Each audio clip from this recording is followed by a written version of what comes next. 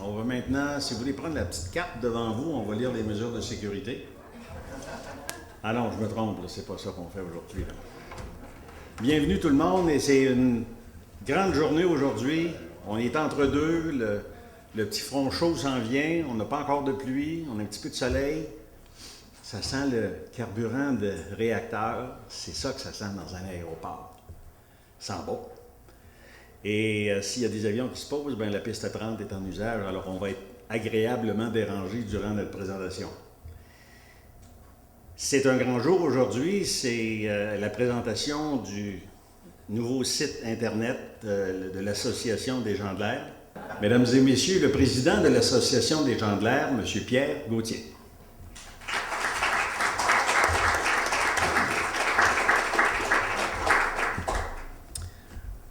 Bonjour à tous. Merci d'être ici ce matin.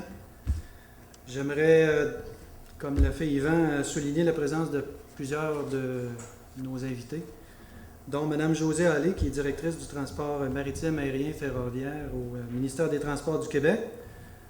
M. Serge Boucher, directeur du Centre québécois de formation aéronautique à Chicoutimi. On a différents représentants du service aérien gouvernemental. Quelques anciens présidents, merci d'être là, et récipiendaires des prix Roger Demers et Billcom. Je dois vous dire que je suis particulièrement touché par votre présence ici ce matin. C'est une belle réponse qu'on a, et je vais vous en remercier. De toutes les luttes que nous avons menées, celle que tous ont à l'esprit demeure la bataille du français dans l'air. La moins connue, mais non moins cruciale, est celle de notre transformation. Lors de notre dernière assemblée annuelle en 2011, nos membres avaient entériné une proposition visant à renforcer le rôle de l'association en se dotant d'un site web moderne et en actualisant son image. C'est grâce à l'aide financière de 25 000 $ accordée par le ministre délégué au transport, et je l'en remercie, M. Norman McMillan, que nous pouvons aujourd'hui vous dévoiler notre nouveau site Internet et notre nouvelle image. Historiquement, les activités et interventions des gens de l'air ont toujours été supportées par le gouvernement du Québec, qui voyait le chien de garde de la langue française veiller aux intérêts de sa communauté aéronautique. Certains nous ont reproché d'être restés accrochés à cette ligne, nous affirmant que la bataille était terminée. Il est probable que même Air Canada nous croyait bien morts la semaine dernière quand elle a menacé de renvoi un employé francophone qui avait simplement demandé de pouvoir suivre sa formation en français.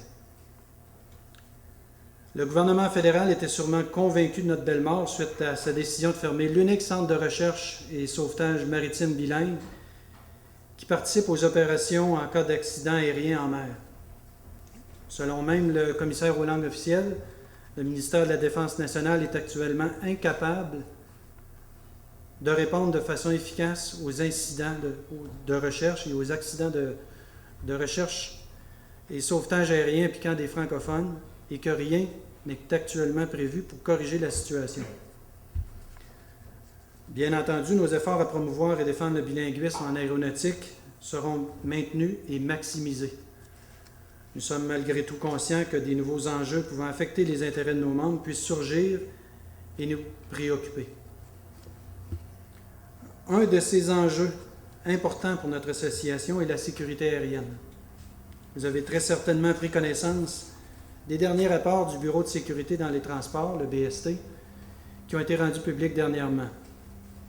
Les faits initialement rapportés par les transporteurs ont été contredits lors de ces enquêtes menées par le BST en effectuant l'analyse des enregistreurs de conversation et de données de vol, les communément mieux appelés boîtes noires. Un tel constat n'aurait pas pu surgir du dernier rapport du BST dans l'accident du King Air 100 d'Exactair en décembre 2009, du fait que celui-ci ne possédait pas ces boîtes noires. Un concept très simple et normalement et naturellement appliqué en aéronautique et en sécurité aérienne. Des erreurs et accidents ou incidents du passé, la connaissance des faits nous fait apprendre pour ne pas les reproduire. Sans ces faits, nous demeurons ignorants et susceptibles de reproduire ces mêmes erreurs. Malgré les recommandations émises par le BST, Transport Canada tente toujours à faire respecter sa propre réglementation, se butant à l'industrie, à la recherche d'économie. Une autre situation où le gouvernement fédéral ne prend pas ses responsabilités est le cas de la fermeture d'Aveos. Si la loi sur la participation publique au capital d'Air Canada n'est même pas respectée par le gouvernement, comment pensez-vous qu'ils vont entendre faire raison aux dirigeants d'Air Canada? Déjà en 1999, dans un mémoire présenté au Comité permanent des transports, notre président de l'époque avait tenté d'alerter les autorités des dangers d'une telle situation de monopole découlant de la fusion d'Air Canada et de Canadien International. Il y a même d'une prévision qui rendrait jaloux les plus grands prévisionnistes en affirmant que seuls les actionnaires bénéficieraient de ce monopole. Par ailleurs, depuis quelques années, le Canada a vu naître plusieurs transporteurs à rabais, modifiant ainsi les règles pour tous les autres transporteurs. Dans certains cas, ces transporteurs contournent la loi en utilisant des travailleurs saisonniers étrangers au profit d'équipages canadiens aptes et en spécifiant dans leur requête aux autorités des qualifications si précises qu'aucun équipage d'ici ne saurait posséder sans avoir déjà en poche sa formation. Ces transporteurs accueillent donc ces équipages ayant déjà une formation sur type provenant de transporteurs européens durant leur saison basse, afin de diminuer les coûts et ainsi concurrencer déloyalement ou de façon déloyale les transporteurs canadiens et leurs équipages. De plus, ces pilotes étrangers n'ont pas à participer à l'effort canadien. On parle des impôts et des taxes payés par nos Canadiens. Enfin, vous vous souviendrez qu'en 1984, l'Association des gens de l'air avait effectué une étude sur la situation des pilotes professionnels non syndiqués au Québec, dont les résultats avaient été pour le moins alarmants. Conscient des changements dans la réglementation aérienne qui ont suivi et de la situation économique, j'estime nécessaire d'avoir en main le portrait actuel de la situation des travailleurs de l'aéronautique pour pouvoir mieux cibler nos représentations auprès des différentes autorités, et ce, dans l'intérêt de nos membres. Je suis heureux du soutien que nous a offert le ministère des Transports du Québec pour la réalisation de notre site Web et de la modernisation de notre image. Soyez sûrs, Mme Hallé, que nous irons cogner à votre porte pour obtenir tout le soutien nécessaire à la réalisation de cette nouvelle initiative. La présence de notre association se veut une réponse à un besoin des gens du monde de l'aviation qu'ils ont de se réunir afin de parler d'une seule et unique voix. Il y a maintenant près de 37 ans, un groupe de francophones qui avait pour leader M. Roger Demers s'est formé afin que nous puissions participer au développement de l'aviation canadienne. Aujourd'hui, certains de ces artisans nous font l'honneur de leur présence. Merci. Alors que d'autres nous ont malheureusement quittés. Nous avons le devoir de rendre hommage à leur acharnement à faire de notre aviation ce qu'elle est devenue. Notre expertise unique nous permet de faire des recommandations et de faire pression lorsque nécessaire auprès des instances concernées. Merci. J'aimerais peut-être profiter, juste avant de céder la parole, pour remercier les gens qui ont participé à l'élaboration de notre nouveau site Web et faire en sorte que ce que vous avez aujourd'hui devant vos yeux, je pense, est un virage important pour notre association. Je vais nommer quelques noms. M. Harold Morin, Mme Barbara Bernier, qui est là depuis les tout débuts aussi, François Gagné, Jean-Pascal Légaré, François Gabriel, et ainsi que Nicolas Girard, et particulièrement aussi à l'équipe d'Imago. Merci beaucoup de votre support et de votre soutien.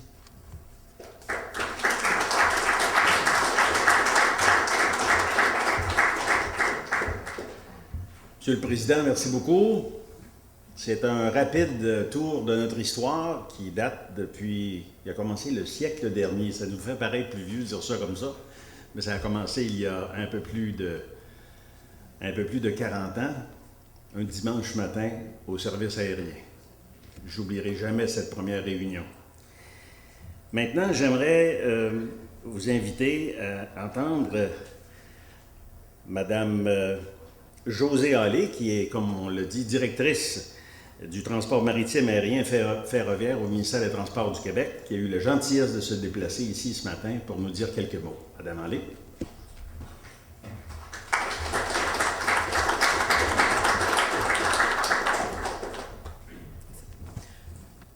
Monsieur Gauthier, d'abord, en entrée de jeu, j'aimerais, Monsieur André Meloche, sous-ministre adjoint à la Direction générale des politiques et de la sécurité en transport, devait être ici ce matin.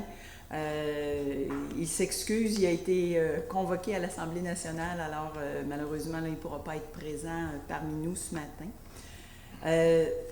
Mesdames et messieurs, au nom du ministre délégué au transport, M. Norman McMillan, et en mon nom personnel, je suis très heureuse de me joindre à vous aujourd'hui à l'occasion du lancement de ce tout nouveau site Internet de l'Association des gens de l'air du Québec.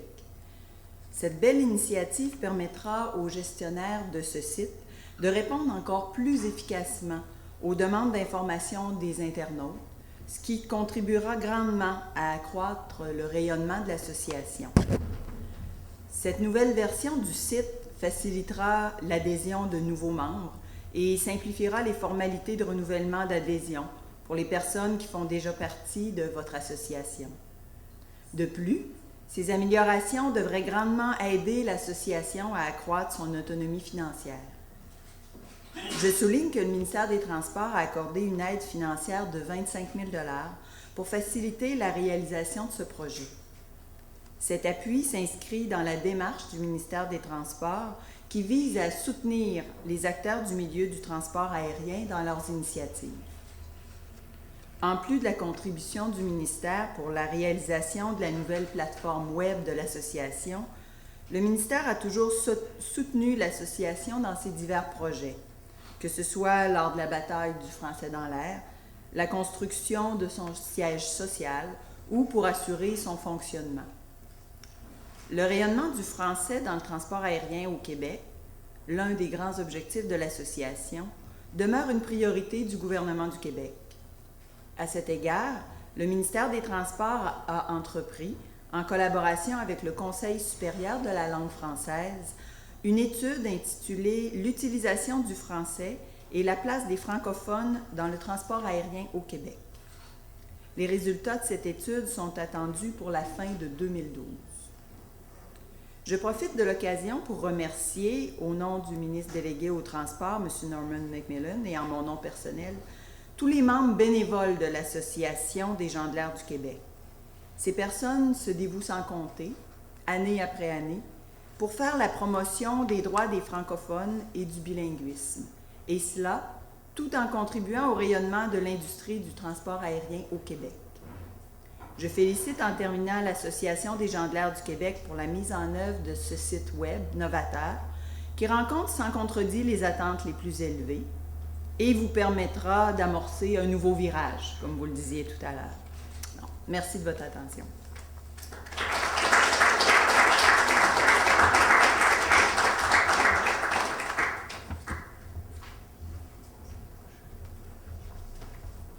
Merci, Mme Hallé. Vous remercierez aussi M. McMillan de ma part, de notre part. J'aimerais maintenant vous faire un peu la présentation de ce nouveau site web. La page d'accueil, bien sûr, nous fait un peu l'arbre généalogique un peu de notre site. Alors, devenir membre, c'était une des grandes demandes de nos membres de pouvoir gérer leur membership en ligne. On a des ententes qui ont été prises et d'autres ententes qui vont être prises avec des employeurs afin de donner une chance à nos francophones d'être privilégiés dans la recherche d'emploi. Donc, ces employeurs vont nous faire part de leurs besoins. On va les afficher et les mettre en lien avec les futurs employés, la relève. Ces gens-là vont avoir un petit formulaire à remplir. Nous, on va être un peu l'entremetteur entre les employeurs et les employés, favorisant ainsi l'accès aux emplois de qualité. La Fondation Roger Demers a été mise sur pied il y a plusieurs années afin de rendre hommage aux gens, les pionniers et les gens qui font usage du français, bien sûr, ou qui vont rayonner et faire rayonner le travail de ses pairs ou des travailleurs de l'aéronautique. Les services que nous entendons offrir. Bien sûr, on a continué malgré le fait qu'auparavant, on avait un bureau de placement d'aviation. On a toujours continué à aider les jeunes à pouvoir se placer. Maintenant, on veut le faire d'une façon plus officielle avec la mise en place des services de recherche d'emploi. On a aussi le soutien aux plaintes, que ce soit de nos membres ou des usagers du transport aérien. Ces gens-là qui souvent n'ont pas de ressources, qui ont subi un préjudice ou qui n'ont pas bénéficié de tous les services qu'ils s'attendaient, vont pouvoir bénéficier de notre support afin de porter leur plainte en avant, vers l'avant, que ce soit vers les différentes instances, comme le commissaire aux langues officielles, d'une part. Un autre des services que nous entendons mettre sur pied et favoriser, c'est la gestion, pas la gestion, mais nous entendons mettre sur pied le service de mentorat. Vous savez, les jeunes qui se présentent sur le marché du travail, on leur a donné une formation. Ils sont soit pilotes, contrôleurs aériens, agents de bord, ou même les gens qui font l'avitaillement des appareils, ont une formation pour leur donner les connaissances. Les connaissances qu'ils n'ont pas nécessairement, c'est comment se positionner sur le marché du travail, comment prendre une bonne décision, gérer leur carrière. On est une belle bande d'experts en aviation et on entend faire profiter les jeunes de notre expertise et leur donner une chance de bien se positionner. Le service d'archives, c'est, comme vous le savez, on a travaillé très fort en mettant en ligne toutes les archives des actions qui ont été faites, que ce soit au niveau des communiqués de presse, que ce soit au niveau des mémoires qui ont été déposées. J'aimerais que les membres de mon équipe m'accompagnent ici. On va faire une petite photo de famille devant vous, pour ceux qui veulent une photo. Et je vous remercie de votre présence. Je vous invite à vous restaurer à l'arrière. Et ceux qui ont des questions, je demeure disponible. Merci beaucoup de votre présence.